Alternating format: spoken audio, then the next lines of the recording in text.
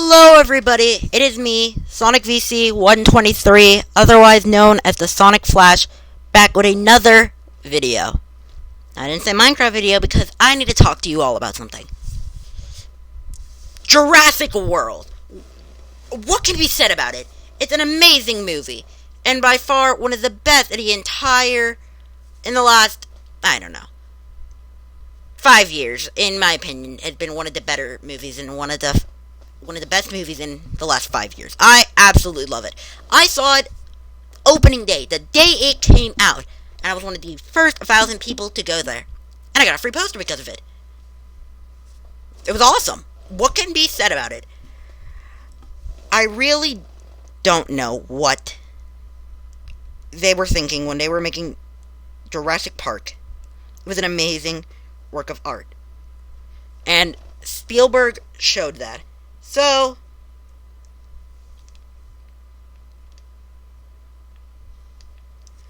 I'm doing a review of Jurassic World to show how awesome this movie was and just how good. I just need to first talk off about the Jurassic Park series.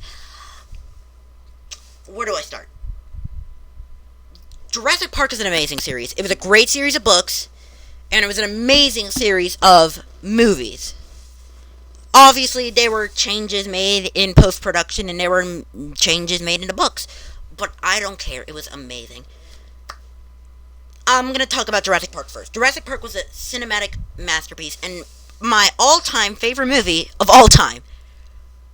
Did I mention it's my favorite movie of all time? Yeah, I love Jurassic Park. It's awesome. I love the scenery, I love the animation, I love everything about it. It's an amazing movie. It conveys so much, that sense of adventure, that sense of amazement that this series has.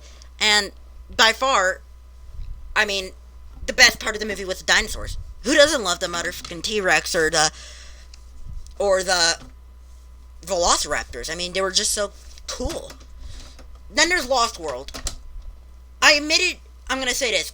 I kind of like Lost World. It's not like the original movie, and yeah, it's not that good. It's worse than the first movie, but it's still a great movie. I like it. I love the whole T-Rex running through San Francisco thing. It's hilarious. Kind of like something out of Godzilla, except not. And Lost World had its flaws. Yeah, it had a lot of them, in my opinion. But it did what it did best. It brought that kind of amazement to the flick. Then there's Jurassic Park 3. Which is I don't even know how to say it. It's horrible. It sucks. It's an abomination, and it should never have existed. Let's state the problems with this movie. There's no backstory. There's no build-up or suspense. There's barely any T-Rex in it. They killed a T-Rex, which is lame. And,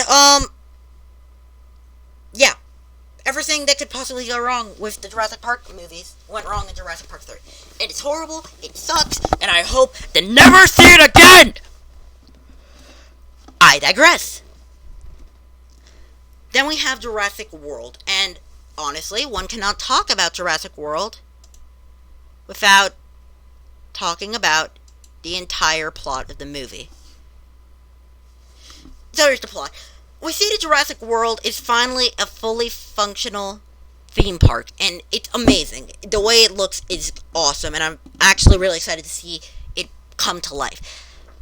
We're then introduced to Zach and Gray, two child characters in the movie, who are visiting Jurassic World on a family vacation to visit their aunt, who is Clary. Clary is the head manager for Jurassic Parks and runs the entire park, its attractions, monitors dinosaurs, and she has a very interesting character development, which I'm going to go into later.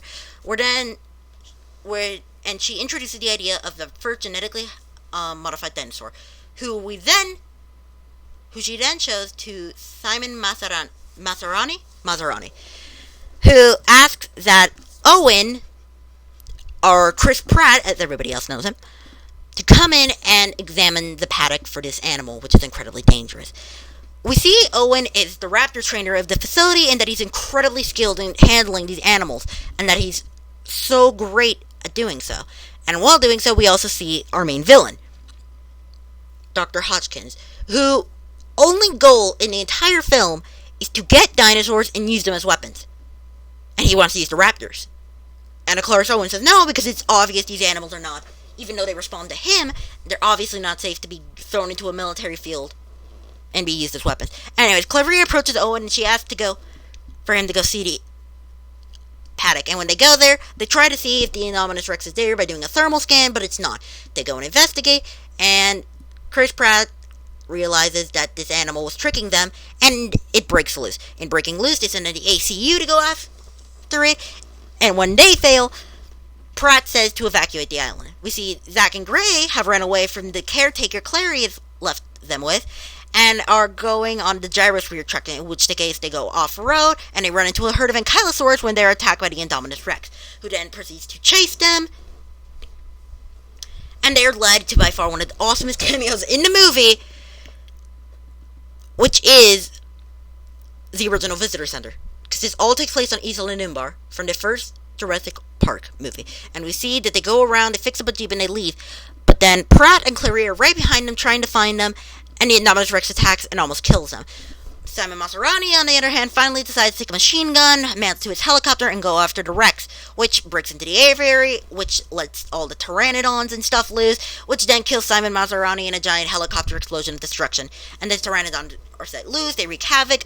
Hodgkins decides finally to take over, and he tries to send the raptors out to go attack, and, well, needless to say, they do. Owen is told that they'll use the raptors even if he doesn't help them, and Owen decides to help them because he's the only one who can really control these things. They finally find the Indominus Rex, but they realize that the thing is part raptor and Tyrannosaurus, and that it can communicate with the other raptors. And it sends the other raptors to attack people. Clarine, Zach, and Gray get caught in the mix, and they all make their way to the science center, where they finally see that Dr. Wu, for the original movie, has been cooking up hybrid animals the entire time. And he and Dr. Hodgkins have been planning this entire time to use the Indominus Rex as a weapon. And that's why it was made. It was created solely for a weapon. But then Hodgkins, as he's explaining it, gets attacked by the raptors. He then proceeds to, well, rip his face off, and Hodgkins is no more. When they run outside the visitor center, they are confronted by all three of the raptors, and the raptors try to, well, maul them to smithereens. But Owen reestablishes a connection with them, and they attack the Indominus Rex, who comes, and the Indominus Rex comes out, and Owen commands the raptors to attack, and they do. But they're absolutely getting destroyed. The entire time, they're getting absolutely destroyed. There's no doubt about it. They're getting destroyed. They're not winning this fight. They're getting killed. It sucks. That's when Clarice decides to do something really ballsy and awesome. She decides to head towards Paddock 9 with a flare and command someone to open a paddock. And we get by far the best scene in the movie. It's amazing. And no word can describe it except this video.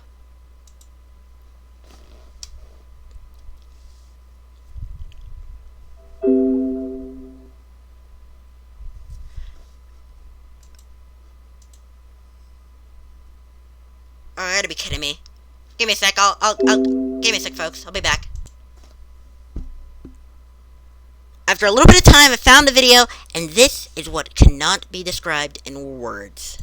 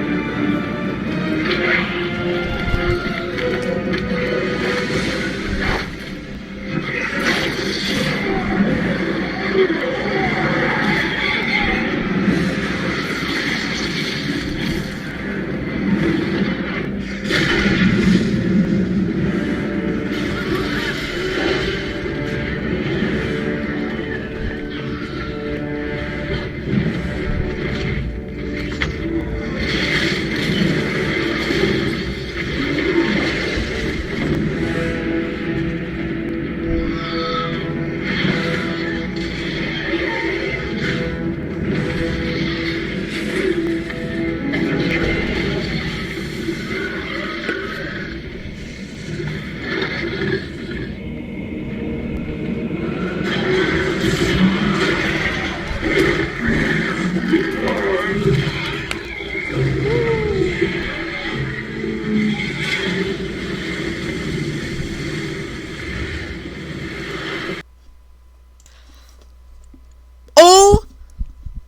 my god. What can be said about that scene? What can't be said about that scene? It's perfectly timed. It's perfectly suspense. The idea of the Tyrannosaurus Rex fighting the Indominus Rex was already awesome. But seeing that almost, like, near death loss is almost shattering. I mean, I thought we were going to have another Jurassic Park 3 moment where T-Rex gets killed again. And then we have the duel battle where Blues, the Velociraptor, comes in, helps the Tyrannosaurus Rex kill that thing, and the way they ended with the Mosasaur is just too damn awesome. I don't even know what to say. It's an amazing scene. It's an amazing...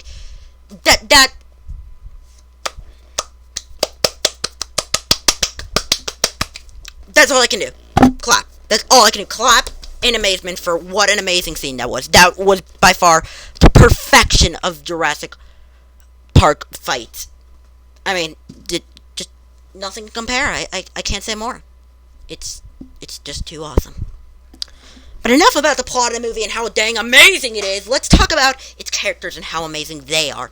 We first got Owen Grady as Chris Pratt. Chris Pratt playing Owen Grady is he's amazing. Chris Pratt is obviously a great talented actor. If you've seen him, you can seen him in a lot of movies. One of his more famous current ones was Guardians of the Galaxy. He was amazing in that. This one makes his performance amazing. His performance in this is spectacular. He really does show a great character development. He's shown to be a person who's pushed to the edge of his limit, but understands that limit and knows he's crossing it. He understands these animals. He knows that these things, these raptors, aren't safe to throw out into the wild. He's a man who obviously understands what position he is in a park full of creatures that are wild animals. Nobody else sees them as that, but they're wild animals. It's a zoo. And you have wild animals, except they're dinosaurs. Owen Grady shows that kind of development as a person who knows that it is pushed to the edge when he has to push himself over using these animals, treating these creatures as living creatures and using them as weapons against the Indominus Rex. And he perfectly understands the fact that what he's facing is beyond him, beyond anyone, and that he is by far playing a great protagonist in this movie, and not much else can be said. Bryce Dallas Howard playing Clary Deering. I don't really know how I stand on her, honestly. I don't know if I stand on her being an amazing character or being incredibly idiotic. I mean, the premise of bringing back animals from the dead, to most would already seem idiotic, but the way she pulls it off, deciding to revive dinosaurs and then manipulate it to her will, is disgustingly stupid. I mean, obviously there's suspension of disbelief because we don't have that ability right now. You can genetically modify animals, but not to the extent this movie obviously is showing. But using it as a sole use for pawning out money really makes me feel like I hate her and that she doesn't understand things. But that also is where her character development comes in and why it's so amazing. The beginning of the movie, she's established as a very strict person. She's organized. She's very strict, organized, and very focused on her work. She doesn't care for anything else. She focuses on keeping her job, working on making her job perfect, and working on making everything better. She doesn't have time to think about the animals. She thinks of them as assets because that's her point of view. She thinks of them as only being this ideal creatures that can be used to make a profit. She's not shown to have an emotional connection to anything. But when she meets Zach and Gray, it's the exact same thing. She doesn't really feel an emotional attraction. She's too dedicated to her work. She's shown and portrayed as a person who's dedicated to their work and doesn't want to let anything get in the way, whether it be emotion, family, anything. But as she develops, as she realizes what she's done, she changes. She she cares for her family. She always has. She just never cared, thought it implied into her work until Zach and Gray came along. When they came along, she formed a bond for them over the movie, going out of her way into uncomfortable territory, being out in the field, chasing down dinosaurs and stuff, to protect those two kids. And then she realizes what she's become. She becomes a great character. She transforms from this prissy, upstuck, very, I don't even know how to describe it. I don't know. A very strict, upstruct woman into one that's willing to take risks, one that's willing to do challenges, one who's willing to develop an emotional bond, which she does. Because she does care.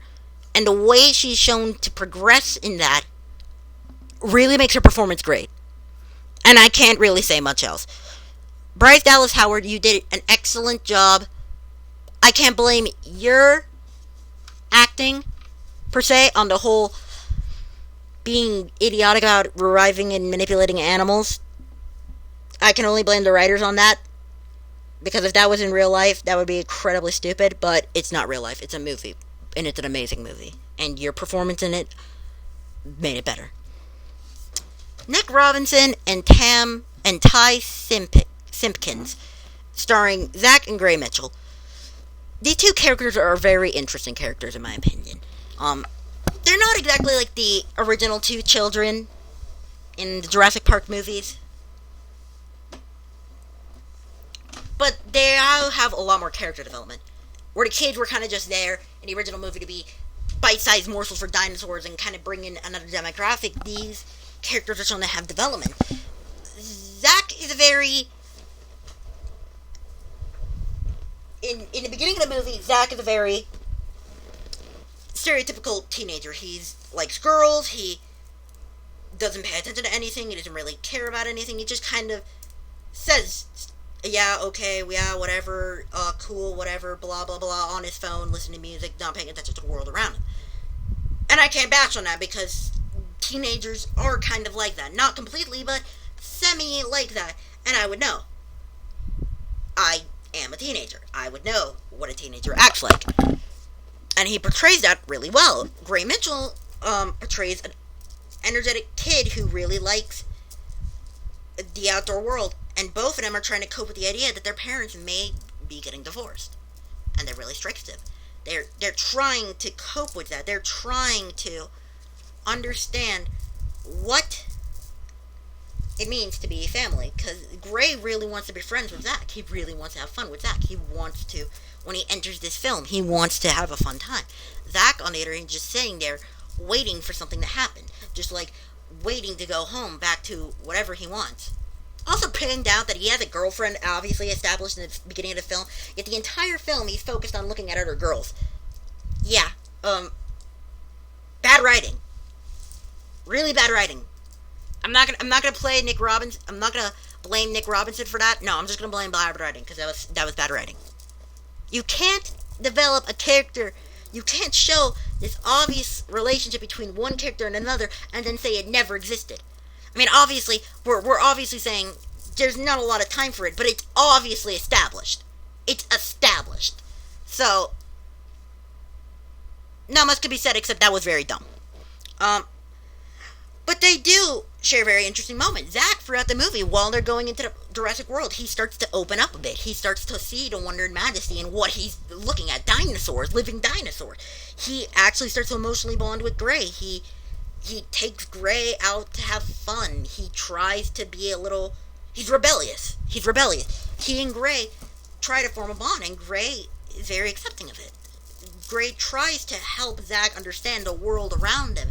These creatures that he obviously doesn't understand. And through it, Zach is learning about and experiencing this amazing idea. Now, when they finally start getting into the horror aspect of the movie, where the Indominus Rex is chasing them down, they're fighting off raptors, blah, blah, blah, blah, blah. Zach is shown to really develop. He promises to protect Gray. They work together to protect each other because they care about each other. And it's very obvious. Zach states that he would protect Gray from whatever was out there, even if he had to use a paper plate axe. I'm not making it up, but that was in the movie. Go look it up. And it really do show a true bond between the two, as the bond between two brothers is strengthened and brought together through the amazement of Jurassic Park. And it really is an interesting development, and their characters in it are really good because of it. And I like it. There are obviously flaws. All actors, all the characters have flaws. None can be perfect. But their roles they played made them seem almost like that.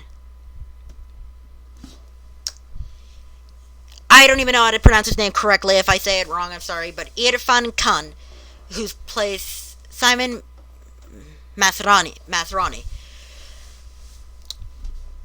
You remember John Hammond, that eccentric billionaire who liked to have fun and wanted people to enjoy the world, but still,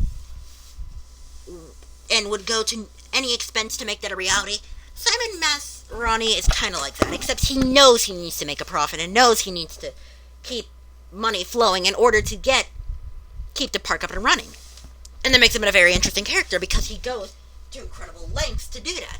He's shown to really try hard, and he really does play a very good and energetic character.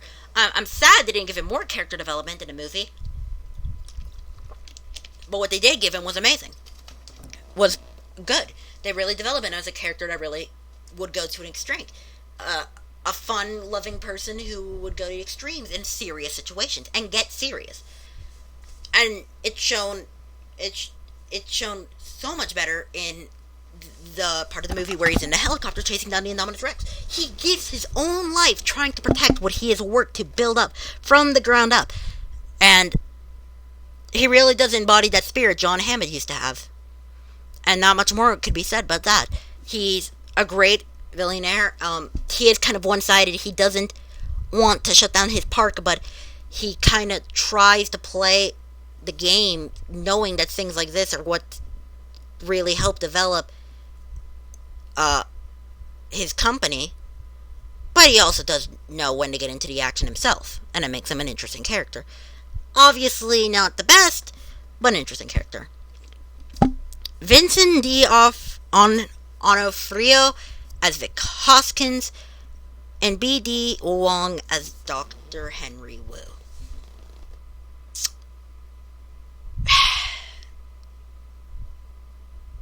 Okay, let me just get the actors out of the way, and then I'm actually going to talk about the actual characters themselves. The actors are great actors. They play their roles great. Vincent Onofrio really plays that role of a villain well, and he shows he's kind of like that guy who will go and do stupid things if it means he can make money, do whatever he wants, and profit from it. He will go to that extreme. And Wong really shows that intelligent, smart man who will turn to a dark side, but it still stays that brilliant character. And they both play their roles really well. I can't say much more than that. As for their characters, they're both equally stupid. Hoskins wants to take something you can control and turn it into a weapon. Think of it this way. The military has militarized animals before. We have militarized dogs, dolphins, orca whales, seals. I mean, it's not an unheard of thing. It can be done. But you have to understand, these animals are normal, everyday animals. They're not either 65 million years old, and they're not animals that go out of their way to hunt or kill. Now, orca whales, they're obviously, they still do. They go out of their way to kill stuff. They're carnivore. And that's why a lot of injuries happen with people who encounter orcas, because it's an incredibly hard animal to train. You can train it, but it's not easy. I mean, until you militarize lions and tigers, you can't expect to go into a situation trying to militarize velociraptors and genetically modified dinosaurs. You just can't. It's just not doable. It's just stupid. And I feel Hoskins and InGen really need to learn that, because trying to turn something like that into a weapon when you can't militarize tigers and animals like that already, is stupid. And don't say that they technically already can't train these animals because you have lion tamers and tiger tamers. If you've ever gone to a circus, you will see these animals don't exactly take every single order correctly. They'll lash out at their trainer. They won't attack them for saying maul them or anything, but they'll swipe their paw at them, give them a growl or a roar when they're not asking for the animal to do it. And that obviously shows this animal is not a tamed animal. It's still a wild animal, and an incredibly dangerous wild animal, and it needs to be shown that they are. And even trained professionals can get hurt. So, thinking you can militarize creatures like that isn't easy when you can barely train them to do tricks in a circus.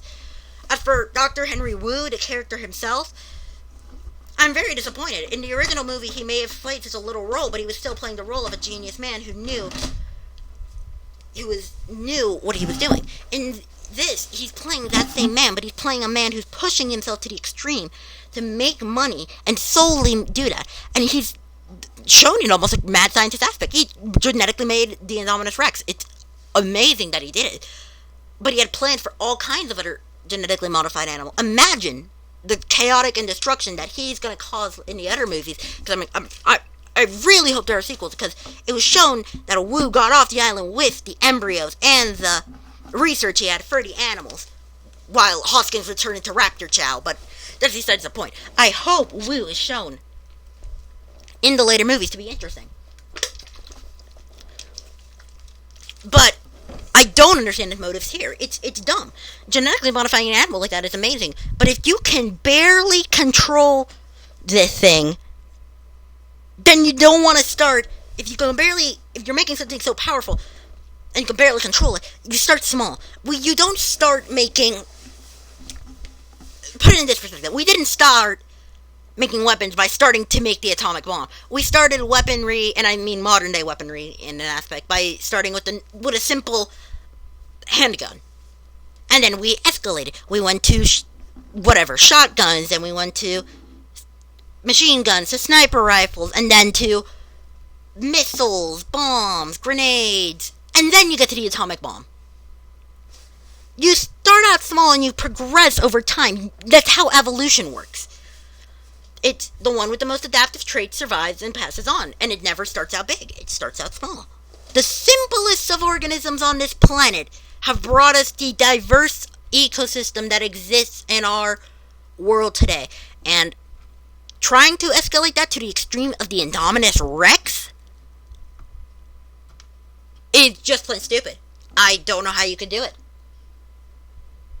Creating such an animal, it's stupid. No, hello, you don't start making an animal by making one the size of a Tyrannosaurus Rex. You start small. Start with something you can control, and then when you learn, you make it bigger and bigger and bigger until you learn your limitations. That's what you gotta do. And yeah, it was shown that he obviously did experiment on other animals. He had chameleons, like salamanders and stuff like that. But he jumped from those to a T-Rex. Yeah. That's very stupid. And that's all that can be said. It's stupid, idiotic. It's simple science. You never start off big. You start off small and you go and you gradually go. You never do go big or go home. Because that may work sometimes, but I guarantee you that 90% of the time it'll come back and bite you in the butt. But that doesn't matter. Let's talk about by far the most interesting and the last creature I'm going to talk about in this review. The Indominus Rex. Oh my gosh, this thing is amazingly creepy. Creepy, not scary. It was never scary in the movie. It was amazingly awesome. But it's so creepy looking. That scaly white skin and spines. The jaw is powerful enough to crush bone. It combined attributes of, by far, in a way, the most successful creatures that could ever exist. A intelligent, smart pack hunter that works together and can communicate with others, and an incredibly brute force creature which has speed, strength, and stamina, but now combined with the intelligence of that other creature to make the most powerful creatures. But taking a T-Rex and a Velociraptor, you get this creature, and by giving it the ability to no longer produce thermals or to camouflage, you make it even stronger. And the way this creature is played out is a smart creature that cannot be stopped is amazing. I love its concept. I love its animation. I love how this thing is CGI'd. It looks almost real. Almost. I mean, it's obviously not. It's a dinosaur. You're not going to think it's real. And there are obviously moments when it doesn't look real. But it looks like it wants to claw your face out at every given second. And that shows. That shows in the long run. And by far, the way they defeated this thing was amazing. So, talking about the climax. Releasing the Tyrannosaurus Rex, in my opinion, is both a stupid and smart move. Stupid, because that thing could obviously turn on you in any second and kill you. Incredibly smart, because that thing's probably one of the only creatures in the entire park that could have kept up with that thing. The Indominus Rex is just as big as that thing in the movie. It's slightly bigger. Partially bigger. 10 feet bigger. A bit. By about 10 feet bigger. And is capable of overpowering the Tyrannosaurus Rex as well. Because it's smarter. It has, well, for one, it has actual forelimbs. It actually has arms, unlike the T-Rex. Who really needs to remember doing Arms Day. But he's shown to be strong, smart, and cunning. And is more than strong enough to overpower the Tyrannosaurus Rex. But when it's shown that and it has the speed and ability to keep up with 3 raptors at a time. And I mean, that's brute strength and it's greatest, because let's be honest, 3 raptors, velociraptors, were pack hunters. They hunted everything. And they could hunt creatures bigger than themselves. But you can't put 3 of them against a Tyrannosaurus Rex. You never could back then, back now. So making it so that 3 of them lose to it is understandable. And when the Tyrannosaurus Rex loses to it, it only makes sense to have both of them fight it. Because a T-Rex cannot overpower it solely. Because the Indominus Rex is faster than it and it's smarter than it. But a raptor cannot overpower it because the Indominus Rex is stronger than it. It takes 2 attributes to beat this thing. The Indominus Rex is bulky. The Velociraptor is incredibly fast. And smart. And so is the Indominus Rex, but it's not as smart because it's the size of a Tyrannosaurus Rex. It's fast, yes, but it's not lightning fast like a raptor. And it's not... doesn't have all that bulk and strength of Tyrannosaurus Rex because it makes up for that in its intelligence. So the Tyrannosaurus obviously can overpower it, crush it in its jaws. And the way they double team it is amazing, because the Indominus Rex can't keep up with a raptor. It's too smart. It's too smart. It's too fast. And it can't keep up with doing that and fighting off a Tyrannosaurus Rex at the same time. So having the 2 of them double team this thing into the Mosasaurus was amazing. And the Mosasaurus scene, oh my god, that thing jumping out of the water, snatching that thing up and drowning it, amazing. And it perfectly reflects what scientists believe those animals were like. This movie really did dive scientifically accurately. I mean, not completely. There were obviously flaws. Like, T-Rex and the Velociraptor should have had feathers on them. But it was dang accurate. Or at least accurate to the point where it was amazing. And that's all that can be said. Jurassic World was one of the best movies, in my opinion, of all time. It is definitely right up there with Jurassic Park. Nothing can beat the original. I'm going to say that right now. Nothing can beat the original. But Jurassic World ran right next to it and said, I can be like you. I'll never be better than you, but I can be like you. Unlike the 2 sequels that nobody else liked, and in my personal opinion, I didn't like all that well either. But they're still good movies. And Jurassic Park and Jurassic World are by far the best of this franchise. So if I had to recommend you guys go see it, yeah, go see it. It's an amazing movie. Go see it right now. If you haven't. And if you have, go see it again, and again, and again, and again. It's an amazing movie. I love this movie, and I hope that the world can agree with me that there are obviously flaws in it. There are tons of flaws. No movie is without some. But this one, dang, did it well. So thank you all for watching. I'm Sonic VC 123, otherwise known as the Sonic Flash, and I have to say thank you all. I will see you all later, and remember, blast off at the seed of sound, Supersonic Gamers. I will see you all next time. Take